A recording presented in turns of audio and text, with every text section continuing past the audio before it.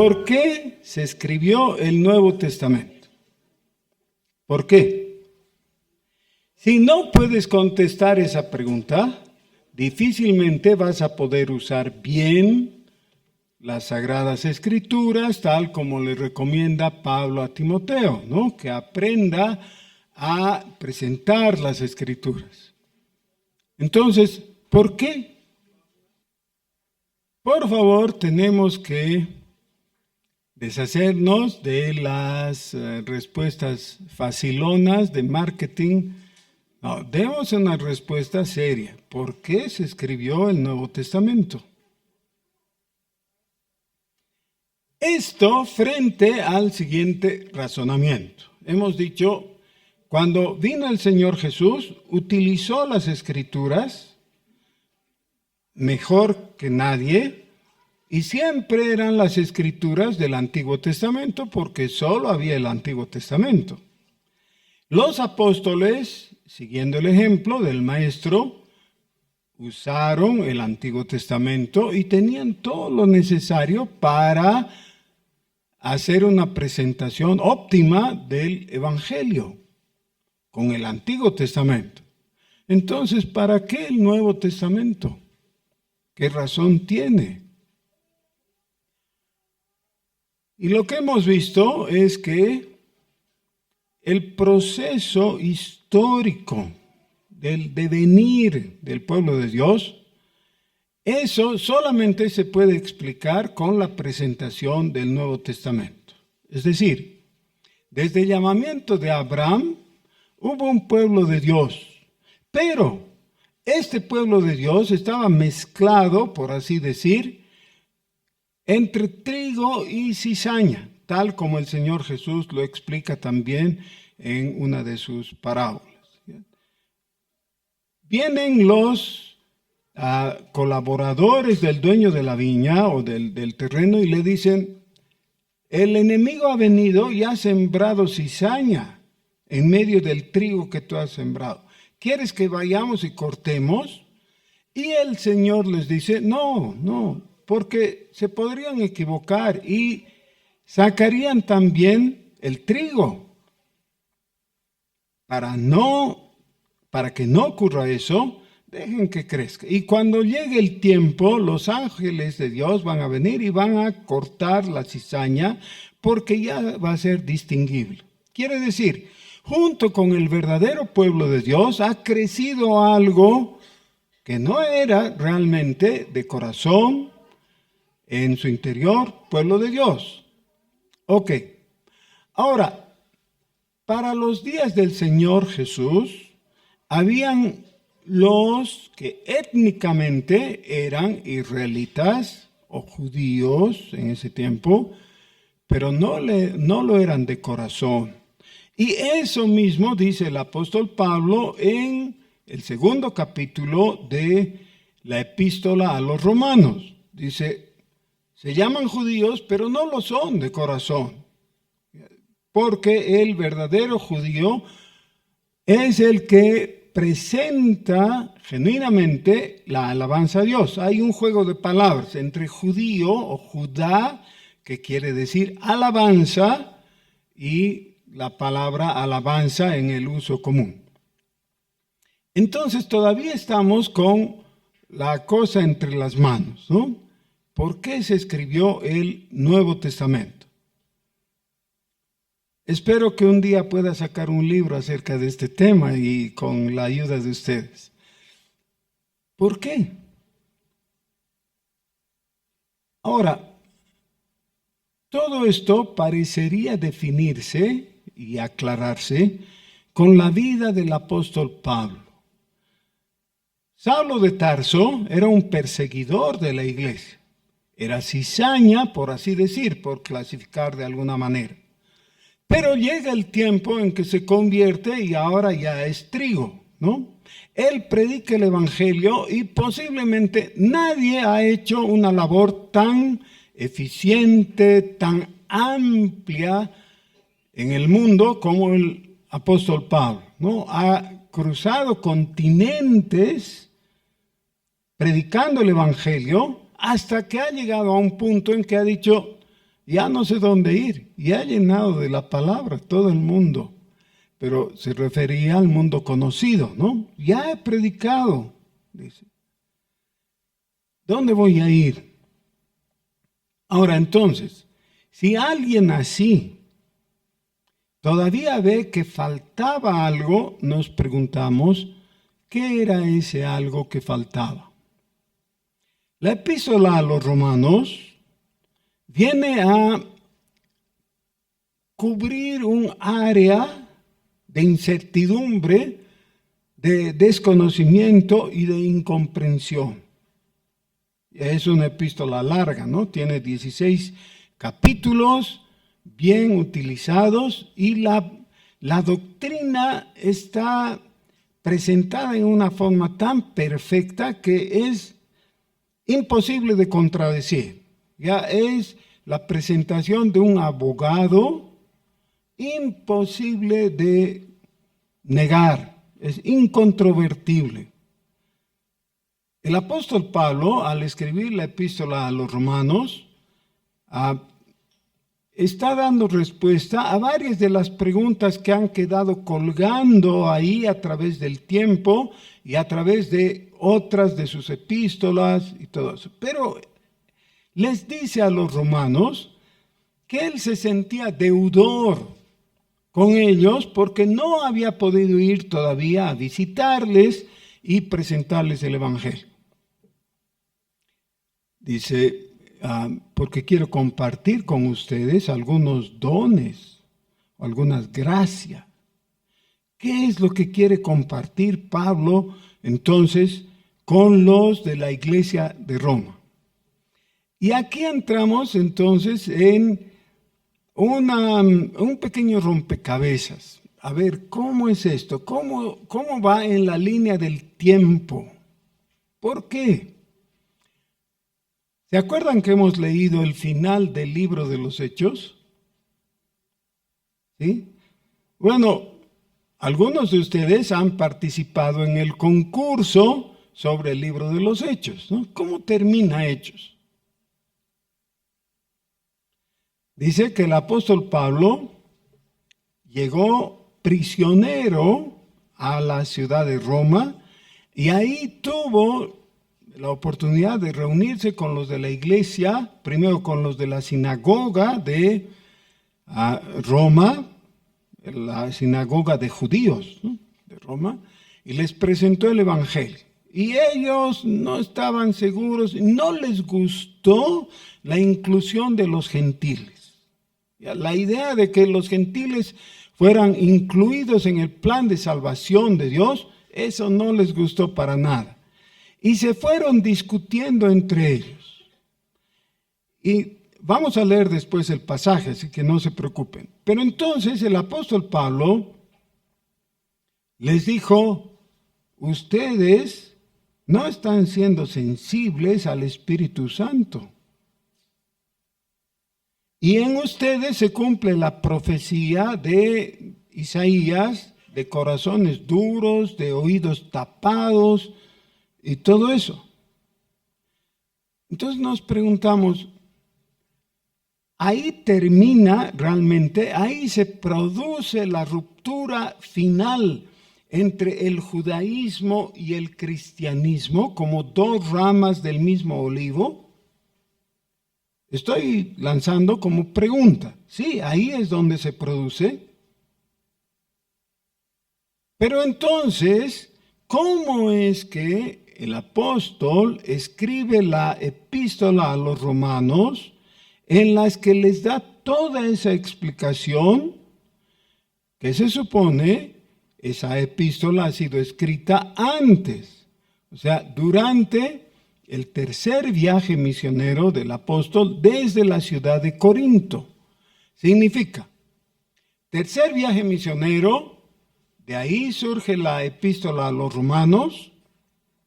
Después Pablo llega a Jerusalén, es apresado y después de varias cosas es llevado a Roma y parecería que la cosa no concuasa cronológicamente.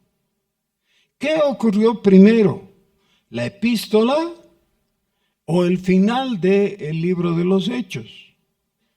Parecería, por lógica, que primero la epístola, porque fue escrita desde Corinto en el tercer viaje misionero, y después viene el libro de los Hechos. Pero entonces quedamos con una grada, con una diferencia de tiempo que nos cuesta utilizar para responder a la pregunta: ¿cómo es que se formó el Nuevo Testamento? ¿En qué momento? ¿Cuándo? ¿Cuál era la necesidad? ¿En qué estaba una iglesia que ya era iglesia? ¿No? En Roma ya había una iglesia cuando Pablo les escribe la epístola. ¿Cómo se había formado? Etcétera. Entonces, ahora sí les pido, por favor, que busquen en sus Biblias el final del libro de los Hechos, el capítulo 28. Para los que no saben de qué hablamos con el libro de los Hechos, recuerden por favor que todo el libro comienza con la despedida del Señor Jesús y el comienzo de la conducta de los apóstoles, predicando, de Pedro primero, luego los diáconos, Esteban y Felipe, y después Pedro otra vez predicando a Cornelio, y luego los viajes misioneros del apóstol Pablo, después de su conversión, obviamente, ¿no? El libro de los Hechos muestra realmente el nacimiento de la iglesia cristiana. Y como todo recién nacido, necesita ir creciendo. El niño llega un momento en que le llegan las primeras luces y necesita escuchar algunas cosas que, entre otras, le dan respuesta a sus preguntas sobre su identidad. La pregunta es: ¿yo quién soy? Y la iglesia cristiana necesitaba responder a esa pregunta. ¿Quién soy? ¿Quiénes somos nosotros como entidad? ¿Qué o quién soy? Al principio, los primeros cristianos eran 100% judíos. Entonces, ellos pensaban, bueno, somos judíos, solo que hemos sido judíos ganados por el Evangelio, convertidos a la fe de Jesús, pero somos judíos. El problema es cuando los gentiles son incorporados y ellos tienen que dar una respuesta. ¿Y nosotros qué somos? ¿Somos advenedizos? ¿Somos extranjeros en medio de ellos que son realmente del pueblo de Dios? ¿O qué? Y esa pregunta se va a repetir a través de varios pasajes del Nuevo Testamento. Pero aquí, en el final del libro de los Hechos, se nos cuenta cómo el apóstol se encuentra con los judíos de Roma que estaban ajenos totalmente a lo que había ocurrido antes en los otros lugares por la distancia, ¿no? No sabían qué había pasado y de dónde había surgido este predicador fariseo de origen y que ahora predicaba el Evangelio. Aconteció que 3 días después, Pablo convocó a los principales de los judíos, a los cuales, luego que estuvieron reunidos, les dijo: yo, varones hermanos, no habiendo hecho nada contra el pueblo ni contra las costumbres de nuestros padres, he sido entregado preso desde Jerusalén en manos de los romanos, los cuales, habiéndome examinado, no me querían soltar. Otra vez, los cuales, habiéndome examinado, me querían soltar por no haber en mí ninguna causa de muerte. Pero oponiéndose los judíos, me vi obligado a apelar a César, no porque tenga de qué acusar a mi nación, Así que por esta causa os he llamado para veros y hablaros, porque por la esperanza de Israel estoy sujeto con esta cadena. Entonces ellos le dijeron: nosotros ni hemos recibido de Judea carta acerca de ti, ni ha venido alguno de los hermanos que haya denunciado o hablado algún mal de ti. Pero querríamos oír de ti lo que piensas, porque de esta secta nos es notorio que en todas partes se habla contra ella. Esa secta era la iglesia de Jesucristo, ¿no? Y habiéndole señalado un día, vinieron a él muchos a la posada, a los cuales les declaraba y les testificaba el reino de Dios desde la mañana hasta la tarde, persuadiéndoles acerca de Jesús, tanto por la ley de Moisés como por los profetas. Y algunos asentían a lo que se les decía, pero otros no creían. Y como no estuviesen de acuerdo entre sí, al retirarse les dijo Pablo esta palabra: bien habló el Espíritu Santo por medio del profeta Isaías a vuestros padres, diciendo: ve a este pueblo y diles, de oídos oiréis y no entenderéis, y viendo veréis y no percibiréis, porque el corazón de este pueblo se ha engrosado, y con los oídos oyeron pesadamente, y sus ojos se han cerrado, para que no vean con los ojos y oigan con los oídos y entiendan de corazón y se conviertan, y yo los sane. Sabed pues que a los gentiles es enviada esta salvación de Dios, y ellos oirán. Y cuando hubo dicho esto, los judíos se fueron, teniendo gran discusión entre sí. Y Pablo permaneció 2 años enteros en una casa alquilada y recibía a todos los que a él venían, predicando el reino de Dios y enseñando acerca del Señor Jesucristo abiertamente y sin impedimento. ¿Entre quiénes es la entrevista? Pablo, que estaba ahí en arresto domiciliario, por así decir, ¿ya? Y los judíos de la sinagoga. Los judíos de la sinagoga le pidieron que les exprese qué era lo que traía entre manos. Y él les explicó el evangelio de Jesucristo. Habla claramente del Espíritu Santo, pero el tema expuesto es el reino de Dios, versículo 23 y versículo 31. El reino de Dios, que era el motivo de la predicación del Señor Jesús también. ¿Recuerdan? Al principio de su predicación dice que el Señor Jesús les dijo: el tiempo se ha cumplido, el reino de los cielos, o reino de Dios, se ha acercado, arrepentíos, creed en el evangelio. Algunos creyeron, o por lo menos no rechazaron, pero otros dice que no creían y se fueron discutiendo entre sí. Y el apóstol les dice: en ustedes se cumple la escritura del profeta Isaías.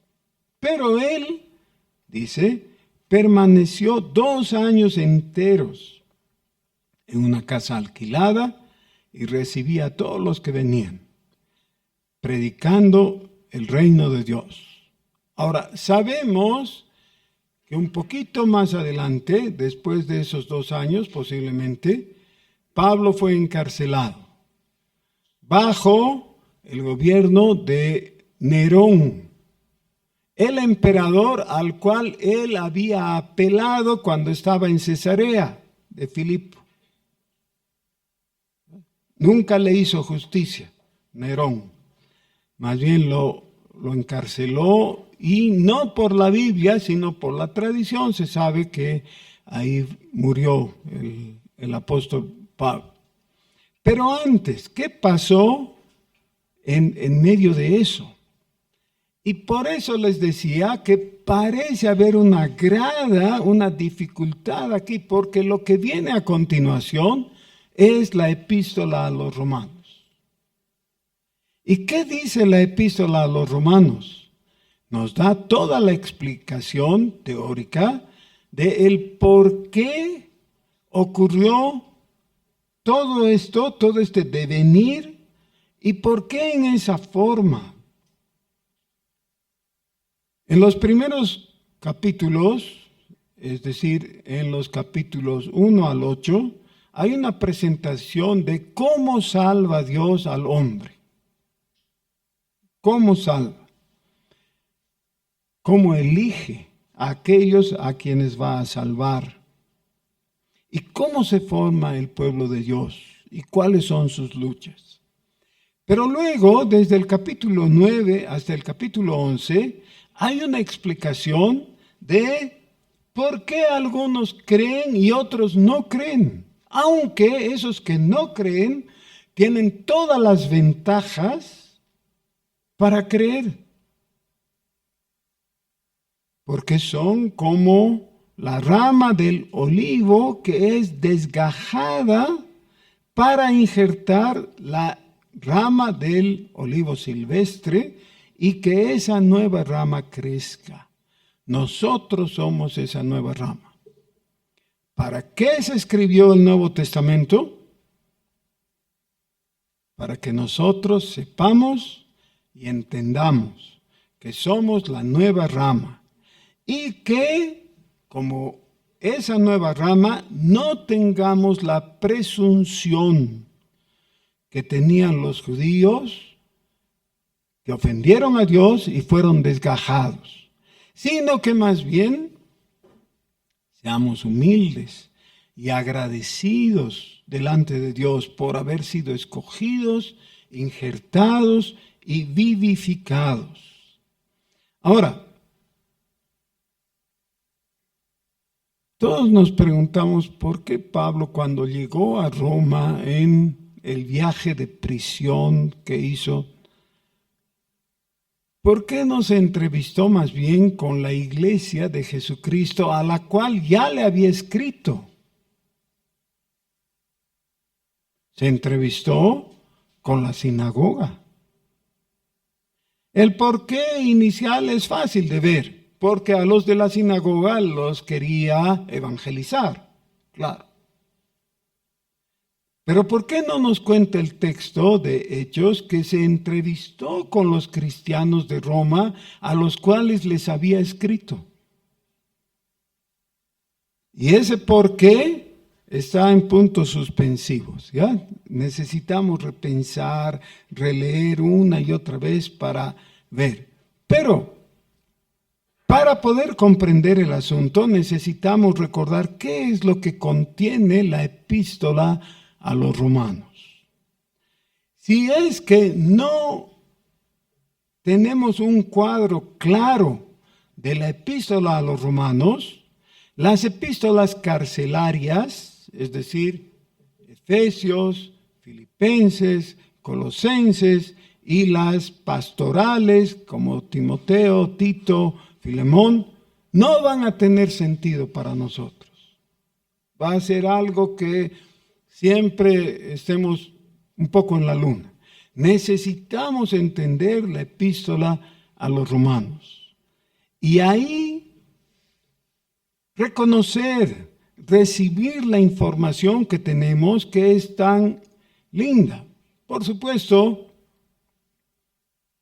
en el primer capítulo, yo creo, todos nosotros hemos memorizado alguna vez y lo tenemos guardado en nuestra mente, el versículo 16, ¿no?, del capítulo 1.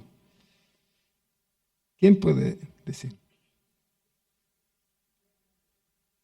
Porque no me avergüenzo del Evangelio, porque es poder de Dios para salvación a todo aquel que cree, al judío primeramente y también al griego. ¿Por qué se escribió el Nuevo Testamento? Porque necesitamos saber que hay todavía un llamamiento para el judío, pero igualmente hay un llamamiento para el gentil o griego, dice ahí, ¿no? En este caso. Es decir, ya no hay diferencia entre judíos y gentiles. Eso literalmente lo dice en Gálatas capítulo 3, versículo 28. No hay más diferencia. En Cristo todos somos iguales, somos uno. No a la discriminación. Tenemos 2000 años de ventaja frente a cualquier teoría moderna, ¿no? No a la discriminación. Bueno, sí, ya la palabra lo dijo antes. No hay problema. Pero sobre las bases correctas. No hay distinción entre judío ni gentil. Ah, sí, pero en Cristo. Si no hay esa cláusula, en Cristo hay no más distinción. Unos se van a ir al lago de fuego, por si acaso. Así que no nos olvidemos la primera parte para enfatizar la segunda. En Cristo no hay distinción. Dios no hace distinción y nos recibe igualmente a unos y a otros. Ahora, cuando hemos repetido el versículo 16 del capítulo 1 de Romanos, Romanos es la continuación natural de Hechos, ¿no ve? Así está en nuestro Nuevo Testamento. Tenemos los Evangelios, Hechos y a continuación Romanos, es lo natural.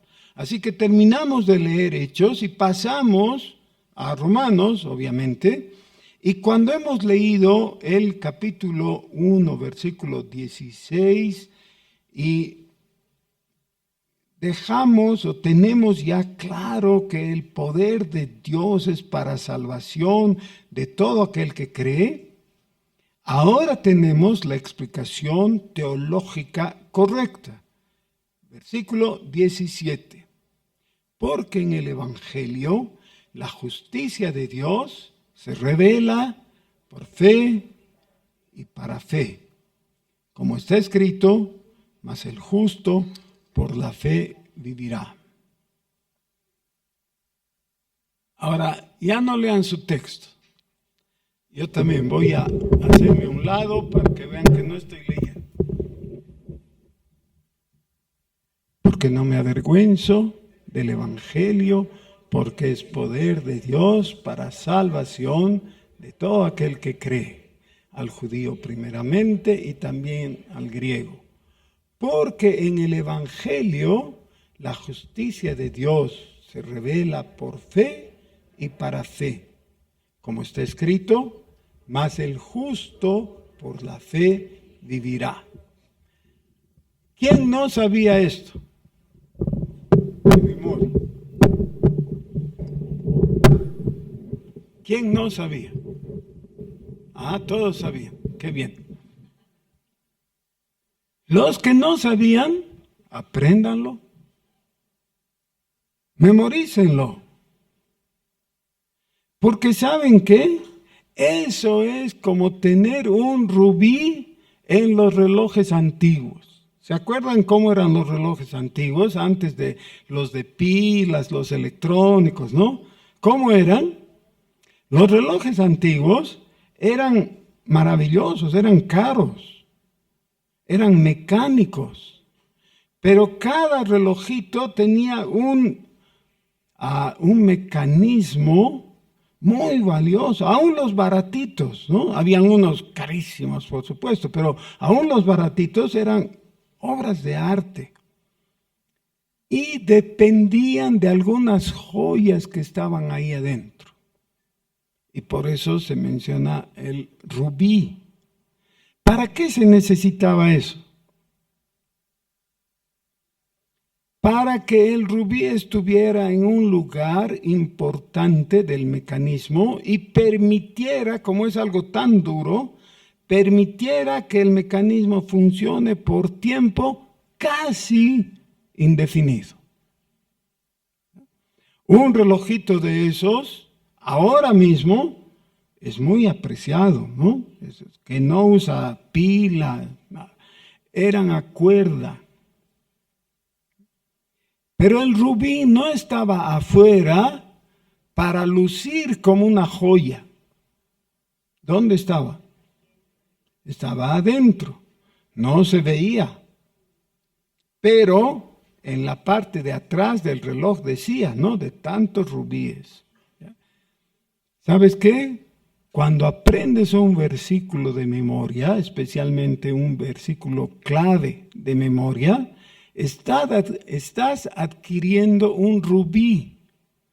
¿Para qué? Para ponerlo en tu mecanismo. Cuando una persona piensa correctamente, cuando su mente ha sido transformada en el orden del reino de Dios. Y eso requiere las piedras preciosas, requiere los rubíes en tu mente. ¿Quién piensa entonces bien? El que tiene, según 1 Corintios, ¿no? La mente de Cristo. ¿Quién piensa bien? El que tiene la mente de Cristo. ¿Cómo? Adquiriendo el conocimiento de la palabra. Así que no te dé flojera. Ay, memorizar. Que ni siquiera el número de teléfono de mi novia sé. ¿Qué voy a memorizar? No. Tu novia se va a morir. Y tú también te vas a morir si es que no tienes la palabra de vida en tu corazón. Necesitas la palabra de vida. Otra vez, el final del versículo 17. Mas el justo por la fe vivirá. ¿Saben? Esta oración cortita, mas el justo por la fe vivirá, fue el detonante para que en el siglo XVI, exactamente 1517, Europa arda, se incendie con el Evangelio de Jesucristo. Porque leyendo este versículo 17 del primer capítulo de la epístola a los Romanos, Lutero recibió la luz del Espíritu Santo, la verdad del Evangelio. El justo no vive por sus buenas obras, no vive por la obediencia a la ley, ni por la obediencia a la iglesia, ni por ningún mérito que crea tener. No sirven de nada. El justo vivirá por la fe en Jesucristo. Ese es el resumen del Evangelio. Así que, versículo 16, no me avergüenzo del Evangelio. Versículo 17, porque en el Evangelio se manifiesta, se revela la justicia de Dios. ¿En qué consiste eso? En que el justo por la fe vivirá. Ese versículo se repite 3 veces en el Nuevo Testamento. 3 veces en el Nuevo Testamento. Y es una cita del Antiguo Testamento, de Habacuc. Habacuc recibe esa revelación. Dice que el soberbio se enorgullece, el rebelde se enorgullece. Mas el justo por su fe vivirá. Significa, el creyente recibe vida eterna y experimenta vida eterna por creer en el Dios que salva. Es la fe en Dios. El Dios que salva es el Dios que, siendo Dios, se hizo hombre para vivir entre nosotros y traernos salvación. Ese es el Evangelio de Jesucristo. Miren, en muchas iglesias evangélicas hay gente que cree. Y cree cosas correctas. Como por ejemplo, cree que Dios hace milagros. ¿Está bien? Sí, está bien. Cree también en que la voluntad de Dios es buena y nos guía por la senda de la vida. ¿Está bien? Sí, está bien. Pero no llegan al punto. ¿Y cuál es ese punto? Es Jesucristo en la cruz del Calvario. Es Jesucristo el justo que dio su vida por nosotros. Y esa es la fe que necesitamos nosotros para experimentar esto que dice el capítulo 1, versículos 16 y 17. No me avergüenzo del Evangelio, porque el Evangelio es esto que Dios ha querido transmitirnos, que tiene tanto tiempo y que recibe tan poca atención de la gente. La gente prefiere abrazarse de doctrinas a veces correctas, pero secundarias, no fundamentales. En el corazón del Evangelio está la persona de Jesucristo. Y si no está, no es más Evangelio. Es un para-evangelio. Es un pseudo-evangelio. Y eso es lo que hemos visto en la epístola a los Gálatas. ¿Se acuerdan cómo se enojó tanto el apóstol Pablo que los insulta a los Gálatas? Les dice, Gálatas. No les dice cangrejos, y yo oigo por ahí cangrejos, pero no les dice, pero eso, Gálatas insensatos. ¿Quién nos apartó de la verdad para seguir doctrinas de hombres? Eso es lo que está significando también. Yo no me avergüenzo del Evangelio. El Evangelio nunca me ha defraudado, quiere decir. El Evangelio sí funciona, sí. Pero el Evangelio de Dios, no el Evangelio que tú te inventas, que suena bien, pero que no es el Evangelio. Y entonces el apóstol Pablo pasa en su primer capítulo de la epístola a los Romanos a expresar qué es lo que ha sucedido en términos generales. El hombre, habiendo conocido a Dios, falló, cometió dos errores terribles.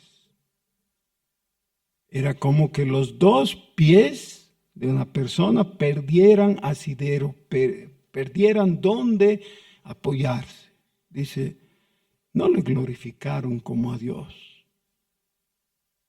Listo, un pie resbaló. Ni le dieron gracias. Listo, el otro pie resbaló. Y entonces viene la caída. Entonces, ¿qué pasó? Su necio corazón fue entenebrecido. Profesando ser sabios, se hicieron necios. Cambiaron la gloria de Dios por apariencia de humanos, de animales, de reptiles, de aves, de cuadrúpedos, de lo que obviamente no es Dios. Cambiaron a Dios por criaturas. Entonces Dios los entregó a la oscuridad. Cambiaron en su conducta el bien por el mal. Entonces Dios los entregó a la promiscuidad. Cambiaron el uso natural y de ahí viene la homosexualidad y el lesbianismo. Y entonces Dios los entregó a la perversión de sus propios sentimientos. Cada vez que ellos cambiaron, dejaron lo bueno para agarrar lo malo y perdieron. Y después de un tiempo de Dios sostenerlos, entonces los soltó y fueron hundiéndose. ¿Hasta qué punto? Dice, hasta estar atestados de toda injusticia, de robos, de malignidades, de desobediencia. El capítulo 1 de la epístola a los Romanos describe la situación del hombre en general, lejos de Dios, lejos de la gracia, lejos de protección, en rebeldía, en enemistad con Dios. Esa es la situación. Se necesitaba el Nuevo Testamento para decir eso. Ahora tenemos que responder con cuidado. Mucho de lo que dicen los capítulos 1, 2 y 3 de Romanos ya estaba dicho en el Antiguo Testamento. Muchas de esas porciones son citas del Antiguo Testamento. O sea que el Antiguo Testamento ya lo decía. No es novedad en el sentido pleno de la palabra. Pero está dicho en el Nuevo Testamento para ver su alcance, más allá de las fronteras de Israel, para que sepamos, esto nos involucra a todos nosotros estamos en una situación desastrosa delante de Dios. Y estamos fritos porque no hay ninguno que pueda situarse por sí mismo al otro lado. Ahí están los pecadores, aquí estoy yo. No tengo nada que ver. No es cierto. No es cierto. Yo también soy pecador igual que ellos. Puedo tener ciertas aspiraciones de santidad o de corrección o de honorabilidad. Sí, puedo tener. La realidad es que estoy entre los otros bichos feos. Soy parte. Y entonces viene alguien que dice, no, bueno, pero yo he seguido la religión de mis padres desde niño, he cumplido con todo lo que eso me significaba, he sido obediente, me he portado bien, nunca me han llevado a la policía, ni a juicio, ni a la cárcel, ni nada. Estoy bien, nanay.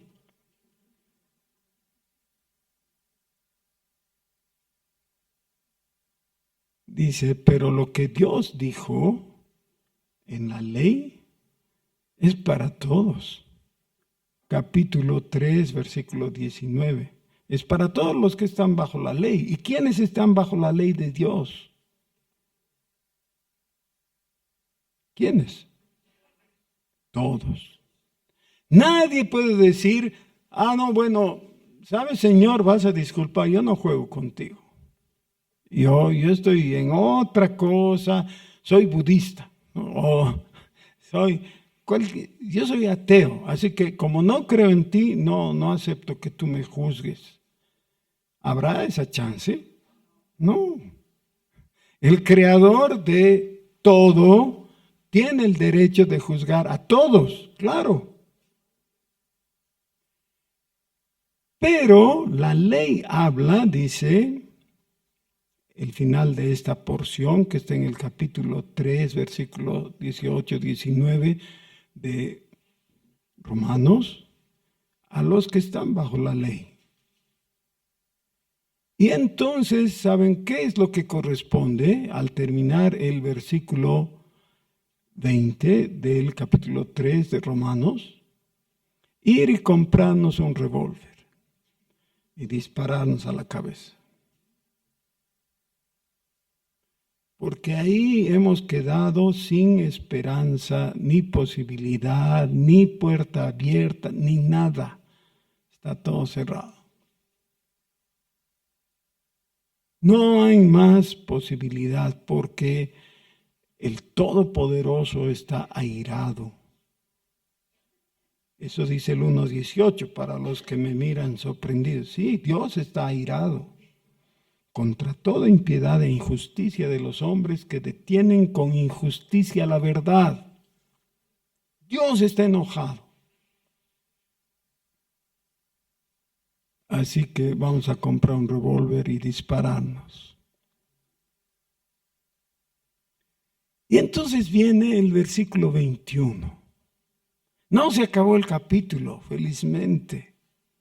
Viene el 21, que nos dice, por favor escuchen, no miren el texto, no se miren entre ustedes, nada que les distraiga, escuchen por favor. Pero ahora, aparte de la ley, se ha manifestado la justicia de Dios, testificada por la ley y los profetas. Es decir, no por la ley, pero la ley dice que esto es válido. ¿Qué es esto válido?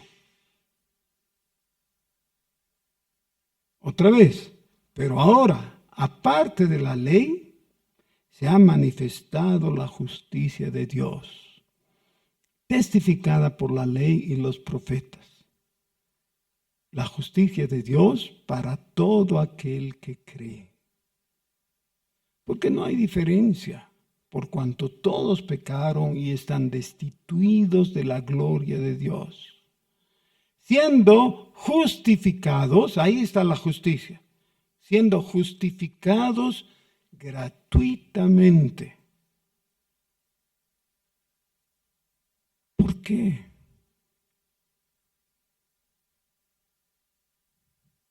El viejo evangelio. Ahora necesitas ver uno de los rubíes en tu cabeza. Si no está en tu cabeza, no lo tienes. Si no lo tienes, estás frito. Mejor es que lo tengas. ¿Cuál es ese rubí del viejo evangelio? Por la sangre de Jesucristo. El precio ha sido pagado por la sangre de Jesucristo. La justicia de Dios es aplicada para todo aquel que cree, porque no hay diferencia. Todos pecaron, así que todos necesitamos la justicia de Jesucristo. Los que reciben esa justicia son salvados. Los que no la reciben están perdidos.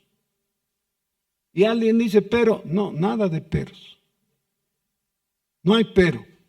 Así es, hay solo dos opciones. O recibes por fe la justicia de Cristo, que se imputa a ti mismo, que se asigna, quiere decir, a ti, o no tienes justicia. Y como no tienes justicia, necesitas ser lanzado al lago de fuego. Eso es. ¿Quieres inventarte un pero? No hay pero. No hay pero que valga. Eso es. Si tienes a Cristo, tienes salvación en su nombre. Si no lo tienes, estás perdido. No te pierdas. No te pierdas. Abre tu corazón para Jesús. Jesucristo es la perla de gran precio.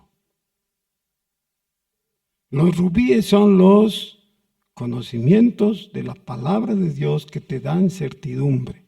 Pero Jesucristo mismo es la perla de gran precio que viene y llena ese vacío en tu corazón. No es un vacío anímico, es vacío de justicia. Puede ser declarado justo por Dios, por el Dios Santo, Sí, eres revestido de Cristo. Ese es el evangelio que les predicó Pablo a los judíos en Roma y ellos no fueron capaces de aceptar, de reconocer, de recibir. ¿Y tú?